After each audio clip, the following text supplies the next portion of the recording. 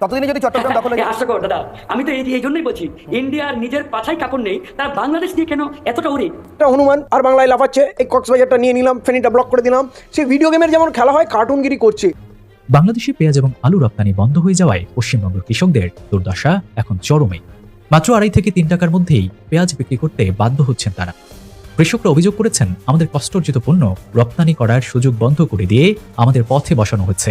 এখন এই পেঁয়াজ এবং আলু শুভেন্দু অধিকারী এবং রিপাবলিক টেলিভিশনের ময়ূখ রঞ্জনকে কিনতে হবে। সে সময় উত্তেজিত কৃষকরা ময়ূকের বাড়ি ভেঙে পাবলিক টয়লেট বানানোর দাবি করেন। শয়তান আছে, সে হলো ময়ূক রঞ্জন। আমি তো আপনাদের সামনে দিয়ে বলে দিয়েছি, ওর নামে একটা মামলাও হচ্ছে। তাতে ভয়াবহ যুদ্ধ, সেনাঘাটিতে মজুত করা হলো ট্যাঙ্ক, ক্ষেপণাস্ত্র। বাংলাদেশে হিন্দু মহিলাকে কুপিয়ে খুন অভিযুক্ত প্রতিবেশী। আগরতলা অভিমুখে লং মার্চ করবে বিএনপির 3 সংগঠন। আওয়ামী লীগকে নিষিদ্ধের প্রশ্নে কোনো আপোষ চলবে না হুঙ্কার নুরুল হক নূরের। ভারতের সঙ্গে সম্পর্ক নিয়ে এবার যে বার্তা দিলেন উপদেষ্টা। ভারত প্রতিবেশী 2 দেশ। গেল আওয়ামী লীগ সরকারের আমলে খানিকটা ভারত নির্ভর হয়ে পড়েছিল বাংলাদেশ। তবে শেখ হাসিনা সরকারের পতনের পরপরই দেশটির সাথে বাংলাদেশের সম্পর্কে টানাপোড়েন শুরু হয়। ভারত একতরফাভাবে বাংলাদেশিদের ভিসা সীমিত করে দেয়। এবার ভারতীয়দেরও ভিসা সীমিত করেছে অনেক দেশ। সেই সাথে বাংলাদেশ তো ভারতীয়দের ভিসা সীমিত করেছেই। প্রশ্ন হচ্ছে, কোন কোন দেশ এই ভিসা সীমিত করলো? আবার ভিসা প্রসেসিং সার্ভিস সংস্থা নিয়ে এতদিন ভারত যে গেম খেলতো তাও হাতছাড়া হতে যাচ্ছে। সরে যাচ্ছে ভিএসএফ সেন্টার। এতে বাংলাদেশকে বিপাকে ফেলতে যে উল্টো ভারতই চরম বিপাকে পড়তে যাচ্ছে। আসসালামু আলাইকুম ওয়া রাহমাতুল্লাহি ওয়া বারাকাতুহু। প্রিয় দর্শক, আপনারা সবাই কেমন আছেন? আশা করি সবাই ভালো আছেন এবং সুস্থ আছেন। যারা দেশ এবং দেশের বাইরে থেকে ভিডিওটি প্লে করছেন তাদেরকে অসংখ্য ধন্যবাদ।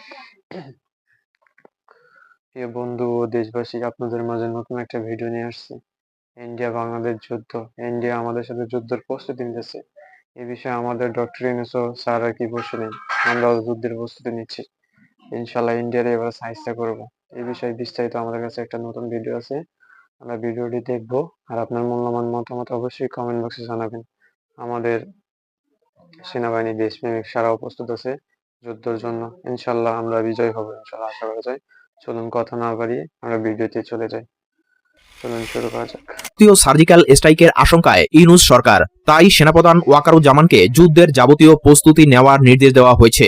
সেই নির্দেশ পাওয়ার সঙ্গে সঙ্গেই সেনাবাহিনীর সদস্যদের যাবতীয় ছুটি বাতিল করেছে বাংলাদেশ। শুধু তাই নয়, যশোর এবং চট্টগ্রামের সেনা ঘাঁটিতে বাড়তি সেনা মোতায়েন করা হয়েছে। ভারতীয় বাহিনীর আচমকা আক্রমণ রুখতে সাভার ও বগুড়া ক্যান্টনমেন্টে থাকা ক্ষেপণাস্ত্র বিধ্বংসী বিভিন্ন ট্যাঙ্ক পাঠানো হয়েছে 2 সেনানিবাসে। শনিবার বাংলাদেশ সেনাবাহিনীর এক শীর্ষ কর্মকর্তা জানিয়েছেন, ভৌগোলিক কারণে যশোর ও চট্টগ্রাম সেনানিবাসের নিরাপত্তা বাড়ানো হয়েছে। যশোরে বায়ুসেনার ঘাঁটিতে বিশেষ নিরাপত্তার ব্যবস্থা করা হয়েছে। হিন্দু নির্যাতন ও ইসকন সন্ন্যাসী চিন্ময় প্রভুর গ্রেফতারির পরেই ঢাকা দিল্লির মধ্যে ব্যাপক উত্তেজনা তৈরি হয়। যদিও উত্তেজনা প্রশমনে সোমবার ভারতের বিদেশ সচিব বিক্রম মিশরি ঢাকায় এসেছেন। তবুও দিল্লিকে পুরোপুরি বিশ্বাস না করতে সেনাপ্রধান ওয়াকারুজ্জামানকে নির্দেশ দিয়েছে অন্তর্বর্তী সরকারের প্রধান উপদেষ্টা ডক্টর মোহাম্মদ ইউনূস। বরং ভারত যদি আঘাত করে তাহলে সঙ্গে সঙ্গে যাতে প্রত্যাঘাত করা যায় সে বিষয়ে প্রস্তুত থাকার নির্দেশ দিয়েছেন। ওই নির্দেশের পরেই শুক্রবার সেনা সদর দপ্তরে বাহিনীর শীর্ষ কর্মকর্তা ও দেশের 12টি সেনানিবাসের দায়িত্বে থাকা কমান্ডার বা জিওসিকে নিয়ে বৈঠক করেন সেনাপ্রধান। ওই বৈঠকে পশ্চিমবঙ্গ ও অসম লাগোয়া সীমান্ত সুরক্ষিত রাখার কৌশল নিয়ে আলোচনা করা হয়। যশোর ও চট্টগ্রাম সেনানিবাসে বাড়তি সেনা সদস্য ও অস্ত্র মজুত করার সিদ্ধান্ত নেওয়া হয়েছে। সেই সিদ্ধান্ত অনুযায়ী সাভার সহ বেশ কয়েকটি সেনানিবাসে থাকা চীন ও পাকিস্তানের ট্যাঙ্ক বিধ্বংসী ক্ষেপণাস্ত্র যশোর ও চট্টগ্রামে পাঠানোর সিদ্ধান্ত নেওয়া হয়েছে। সূত্রের খবর, শুক্রবার যশোর সেনানিবাসে চীনের তৈরি 22টি HJ-8 এবং পাকিস্তানে তৈরি বাক্তার শিখান অ্যান্টি ট্যাঙ্ক ক্ষেপণাস্ত্র পাঠানো হয়েছে। সেই সঙ্গে চীনের তৈরি বিমান বিধ্বংসী এয়ার ডিফেন্স সিস্টেম M80 পাঠানো হয়েছে। পাশাপাশি তুরস্কে তৈরি বহুমুখী Locket launcher tank TRG-300 tiger মজুত করা হয়েছে। চট্টগ্রাম সেনাঘাটিতে পাঠানো হয়েছে তুরস্কের তৈরি মাল্টিপল রকেট লঞ্চার TRG-230। চীনের তৈরি 112 শক্তিশালী PL-90 কামান বসানো হয়েছে। যদিও বাংলাদেশ সেনার তরফে আনুষ্ঠানিকভাবে যুদ্ধের প্রস্তুতি নিয়ে এখনো কিছু বলা হয়নি। বাংলাদেশে খুন হলেন একজন হিন্দু মহিলা, নাম তার চুমকি রানী দাস। তার বয়স 45 বছর। তার ছেলে প্রান্ত দাসের থেকে বাংলাদেশি মুদ্রায় 90,000 টাকা ধার নিয়েছিলেন প্রতিবেশী যুবক মোহাম্মদ রাসেল। বছর 20 রাসেল পেশায় একজন অটো চালক। ছেলে থেকে টাকা ধার করেছিল প্রতিবেশী যুবক, সেই টাকা ফেরায়নি যুবককে। বদলে ধার দেওয়া যুবকের মাকে কুপিয়ে খুনের অভিযোগ উঠেছে। ঘটনাটি ঘটেছে চট্টগ্রামের খাগড়াছড়িতে। রিপোর্ট অনুযায়ী খুন হওয়া মহিলার নাম চুমকি রানী দাস, তার বয়স ৪৫ বছর। তার ছেলে প্রান্ত দাসের থেকে বাংলাদেশি মুদ্রায় ৯০,০০০ টাকা ধার নিয়েছিলেন প্রতিবেশী যুবক মোহাম্মদ রাসেল। বছর ২০-এর রাসেল পেশায় একজন অটো চালক। রাসেল নাকি প্রান্তকে ধারের টাকা ফিরিয়ে দেয়নি, উল্টো বেশ কয়েকজন মিলে প্রান্তর মা চুমকিকে খুন করেছে বলে অভিযোগ। পুলিশ সেই ঘটনার তদন্তে নেমেছে। প্রাথমিকভাবে সন্দেহের তীর রয়েছে রাসেলের দিকেই। রিপোর্টে জানা গিয়েছে চুমকি রানী দাসের বাড়িতে ঢুকে দুষ্কৃতিকারীরা তাকে খুন করেছে। বৃহস্পতিবার রাতে ঘটনাটি ঘটে। চুমকি দেবীকে খুনের পর আততায়ীরা তার গায়ে থাকা গহনা চুরি করে নেয়। জানা যায় চুমকি দাসের কানে দুল থেকে শুরু করে গলায় থাকা নেকলেস সবই চুরি করেছে দুষ্কৃতকারীরা। পুলিশ এখন এই দুষ্কৃতকারীদের খুঁজে তল্লাশি চালাচ্ছে। পুলিশ মনে করছে ধারের টাকা ফেরাতে না পেরে এই কুকর্মের ছক কষেছিল রাসেল। আগরতলা অভিমুখে লং মার্চ করার সিদ্ধান্ত নিয়েছে বিএনপি। ভারতীয় আগ্রাসনের প্রতিবাদে এই কর্মসূচি পালন করবে দলটি।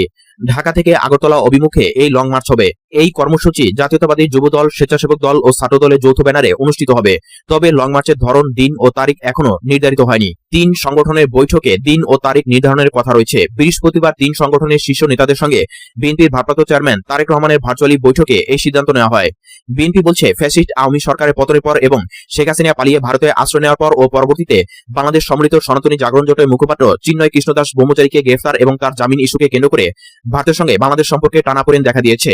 এসব ইস্যু সহ সাম্প্রতিক কয়েকটি ঘটনার পর ভারতের আগরতলায় বাংলাদেশের সহকারী হাইকমিশনে হামলা, ভাঙচুর ও জাতীয় পতাকার অবমাননা করা হয়। এসব ঘটনায় বিএনপির স্থায়ী কমিটির বৈঠকেও উদ্বেগ প্রকাশ করা হয়। এমন পরিস্থিতিতে বিএনপি নীতি নির্ধারকরা মনে করছেন, ভারতের এমন আচরণ কূটনৈতিক শিষ্টাচার বহির্ভূত। বাংলাদেশের অভ্যন্তরীণ বিষয়ে তারা অযাচিতভাবে হস্তক্ষেপ করছে। এসব কারণে ভারতের বিরুদ্ধে সোচ্চার হওয়ার সিদ্ধান্ত নেয় বিএনপি। তার এই ধারাবাহিকতায় আগরতলা অভিমুখে লং মার্চ করার সিদ্ধান্ত নিয়েছে বিএনপি 3 অঙ্গ সহযোগী সংগঠন। গণঅধিকার পরিষদের সভাপতি নুরুল হক নূর বলেছেন, আওয়ামী লীগকে পুনর্বাসনের জন্য দেশি বিদেশি ষড়যন্ত্র চলছে।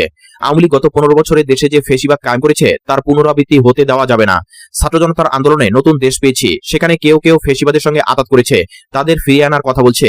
দেশের স্বাধীনতা ও সার্বভৌমত্ব বিসর্জন দিয়ে আওয়ামী লীগ দেশকে ভারতের তাবেদার রাষ্ট্রে পরিণত করেছিল। আওয়ামী লীগের প্রশ্নে আমরা সবাই যেন এক থাকতে পারি, সেই লক্ষ্যে সবাইকে ঐক্যবদ্ধ হতে হবে। আওয়ামী লীগের নিষেধের প্রশ্নে কোনো আপোষ চলবে না। নুরুল হক নূর বলেন, গণঅভ্যুত্থানের পর সবাই নিজ নিজ কাজে ফিরে গেছে, কিন্তু আপনাদের মনে রাখতে হবে পরাজিত শক্তি যে কোনো সময় ফিরে আসতে পারে, তাই সবাইকে সজাগ থাকতে হবে। বাংলাদেশ নিয়ে ভারতের মিডিয়াগুলো পরিকল্পিতভাবে অপপ্রচার চালাচ্ছে, যেখানে হিন্দুবাদের উপর নিপীড়ন হচ্ছে, নির্যাতন হচ্ছে। এমন নির্লজ্জ মিথ্যাচার আর হতে পারে না। ভারতে বাংলাদেশের উপ হাইকমিশনে হামলা করেছে, একদিকে অপপ্রচার, অন্যদিকে হামলা। এসব করে ভারত যুদ্ধ পরিস্থিতি তৈরি করতে চাইছে। আমরা বলছি, 2 দেশের সম্পর্ক হবে ন্যায্যতার ভিত্তিতে, তাহলে ভারত কেন বিরূপ আচরণ করছে? তিনি বলেন, পৃথিবীর বিভিন্ন দেশে যারা বাংলাদেশি রয়েছে তাদের বলবো, আপনারা এর বিরুদ্ধে প্রতিবাদ গড়ে তুলুন। গত 5 আগস্টে দেশ থেকে শেখ হাসিনা ভারত পলানোর পর বাংলাদেশের সঙ্গে ভারতের সম্পর্ক এখন তলানিতে গিয়ে ঠেকেছে। 2 দেশে বৈরতা নিয়ে মুখ খুলেছেন জনপ্রিয় নির্মাতা ও অন্তর্বর্তী সরকার সংস্কৃতি বিষয়ক উপদেষ্টা মোস্তফা সরোয়ার ফারুকী। তিনি উল্লেখ করেন, হাসিনার অধ্যায় শেষ হওয়ার বাস্তবতা মেনে নেওয়ার সময় এসেছে ভারতের। বাংলাদেশের মানুষ সেই অধ্যায় চিরতরে বন্ধ করে দিয়েছে। ভারতীয় বন্ধুদের বোঝা উচিত যে গণহত্যার দায়ে অভিযুক্ত একজন খুনিকে আতিথ্য করা বাংলাদেশি জনগণের অনুভূতিতে আঘাতের শামিল। ফারুকী লেখেন, এমনকি ভারতীয় সংবাদ মাধ্যমগুলো যত দ্রুত বিভ্রান্তিমূলক প্রচারে হুমড়ি খেয়ে পড়ে, অথচ এমন পরিস্থিতিতে বাংলাদেশের সঙ্গে একটি নতুন সম্পর্কের সেতু গড়তে পারত ভারত, যেটি বুদ্ধিদীপ্তের পরিচয় হতো। বাংলাদেশের সংখ্যালঘু জনগোষ্ঠী ভারতীয় মুসলমান এবং খ্রিস্টানদের চেয়ে অনেক ভালো অবস্থায় আছেন বলে উল্লেখ করেন ফারুকী। এই প্রসঙ্গে নির্মাতা লেখেন, বাংলাদেশের সংখ্যালঘুদের পরিস্থিতি নিয়ে বাংলাদেশ সরকার খুব ভাবছে। আগের সরকারের তুলনায় বাংলাদেশে সংখ্যালঘু সংক্রান্ত ঘটনার সংখ্যা প্রকৃতপক্ষে কমে গেছে। আমরা আন্তরিকভাবে সমস্ত শীর্ষ আন্তর্জাতিক সংবাদ প্ল্যাটফর্মের সাংবাদিকদের স্বাগত জানাই দেশের বাস্তব চিত্র তুলে ধরার জন্য। ইতিমধ্যে বিবিসি, আল জাজিরার মতো স্বনামধন্য গণমাধ্যমগুলো ভারতীয় মিডিয়ায় ভুয়া খবরগুলো নজরে এনেছে।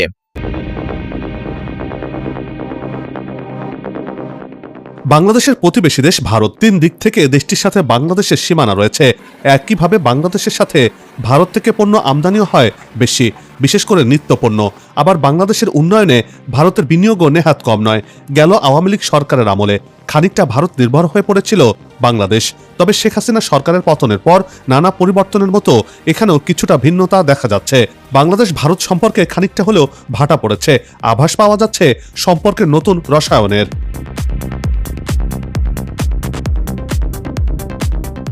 ভৌগোলিক আয়তনের বিচারে দক্ষিণ এশিয়ার বৃহত্তম এবং বিশ্বের 7ম বড় রাষ্ট্র ভারত।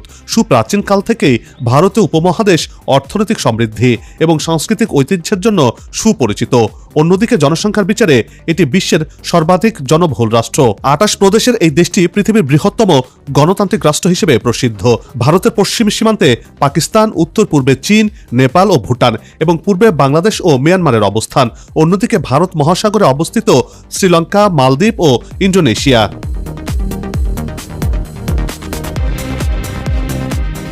পাকিস্তানের সাথে ভারতের দা মাছের সম্পর্ক, তেমনি আবার চীনের সাথেও উত্তেজনা বিরাজের খবর পাওয়া যায়। সম্প্রতি বাংলাদেশের সাথে ভারতের সম্পর্ক নিয়ে উত্তেজনা বিরাজ করছে, অথচ প্রতিবেশীরা সবার আগে এই নীতির ভিত্তিতে সাধারণত প্রতিবেশী দেশের সঙ্গে সম্পর্ক হয়ে থাকে। কিছু ব্যতিক্রম ছাড়া প্রায় সারা পৃথিবীতেই এই নীতি মোটামুটি মেনে চলে। বাংলাদেশকে আষ্টে পৃষ্ঠে জড়িয়ে থাকা বৃহৎ প্রতিবেশী রাষ্ট্র ভারত বাংলাদেশের সাথে বৈরিতা শুরু করেছে।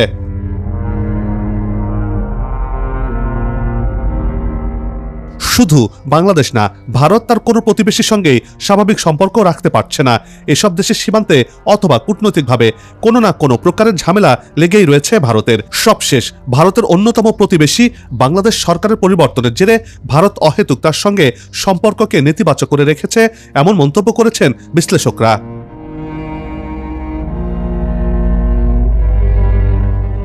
শেখ হাসিনা সরকারের পতনের পর থেকে বাংলাদেশের সাথে ভারতের বৈরিতা তৈরি হয়েছে। ভারতের তরফ থেকে বাংলাদেশিদের ভিসা সংখ্যা সীমিত করা হয়েছে, অন্যদিকে বাংলাদেশ ও ভারতীয়দের ভিসা সীমিত করেছে। এমন পরিস্থিতিতে এবার ভারত ও আন্তর্জাতিক পরিমণ্ডল থেকে নেতিবাচক বার্তাই পেল।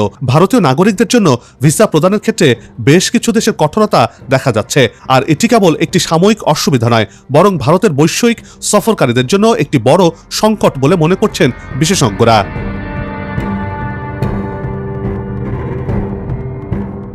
ভারতীয় পর্যটকদের ভিসা দেয়া কমিয়ে দিয়েছে সংযুক্ত আরব আমিরাত। দেশটির নতুন আইনের কারণে ভারতীয়দের ভিসা পাওয়া কঠিন হয়ে গেছে বলে জানিয়েছে ভারতীয় গণমাধ্যম হিন্দুস্তান টাইমস। সংবাদ মাধ্যমটি জানিয়েছে, আগে ভারতীয়রা দুবাইয়ে যাওয়ার আবেদন করলেই ভিসা পেয়ে যেত, কিন্তু বর্তমানে অর্ধেকেরও বেশি আবেদনকারী ভিসা পাচ্ছেন না।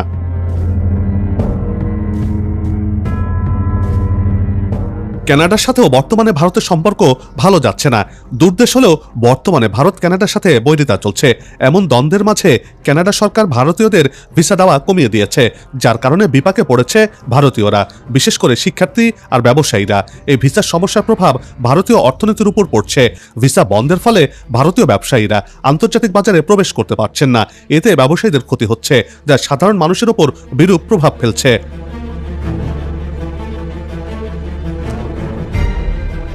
এদিকে ভারত বাংলাদেশিদের জন্য ভিসা সীমিত করায় অনেক শিক্ষার্থী দিল্লি গিয়ে ইউরোপের ভিসা নিতে পারছেন না, ফলে তাদের শিক্ষা জীবন নিয়ে অনিশ্চয়তা তৈরি হয়েছে। ইউরোপের বিশ্ববিদ্যালয়গুলো বাংলাদেশে শিক্ষার্থী পাচ্ছে না। এক হিসেবে দেখা গেছে গেল 3 মাসে 30,000 শিক্ষার্থী ইউরোপে যাওয়ার বিষয়টি অনিশ্চয়তায় পড়েছে।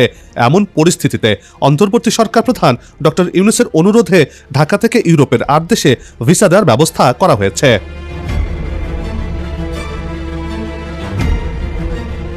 বহুজাতিক ভিসা প্রসেসিং সার্ভিস সংস্থা ভিএসএফ গ্লোবালের মাধ্যমে Belgium, Finland, Iceland, Latvia, Luxembourg, Netherland, Poland, Slovenia, Sweden বা সেনজেন ভিসা আবেদনের জন্য একটি অ্যাপয়েন্টমেন্ট সিস্টেম চালু করেছে এরই মধ্যে, এবং এটি বাংলাদেশে। এর ফলে এই 8 দেশের ভিসার জন্য বাংলাদেশিদের আর ভারত যেতে হবে না, ঢাকা থেকেই ভিসা করা যাবে। আবার বুলগেরিয়া বাংলাদেশিদের জন্য ভিসা সেন্টার ইন্দোনেশিয়া ও ভিয়েতনামে স্থানান্তর করেছে।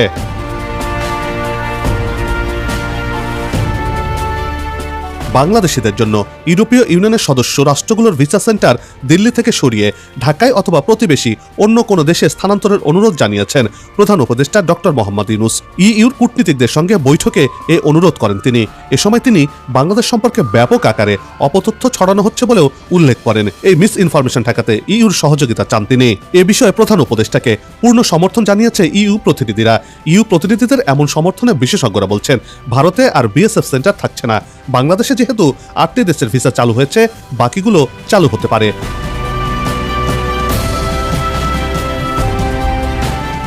ঢাকা দিল্লির সম্পর্কে টানাপোড়েনের মধ্যে নতুন বার্তা দিল ডক্টর ইউনূস। ইউরোপের 8 দেশে যাওয়ার জন্য আর দিল্লিতে যেতে হবে না বাংলাদেশিদের। এতে করে অর্থনৈতিকভাবে ব্যাপক ক্ষতির মুখে পড়ছে ভারত। কেননা ভারত থেকে ভিএসএফ বা ভিসা সেন্টার সরে গেলে আরও বড় ক্ষতি হবে ভারতের। অন্যদিকে আন্তর্জাতিকভাবেও দেশটির অবস্থান নড়বড়ে হয়ে পড়বে বলে মনে করছেন অনেক আন্তর্জাতিক সম্পর্ক বিশ্লেষকরা বলছেন, বাংলাদেশের সাথে লড়তে এসে নিচে খাদের কিনারে চলে যাচ্ছে ভারত। ভারত থেকে ভিসা সেন্টার সরানোর খবরে মাথা খারাপ হয়েছে দেশটির। বলা যেতে পারে পা কাঁপতে শুরু করেছে বাংলাদেশের প্রতিবেশী দেশ ভারতের।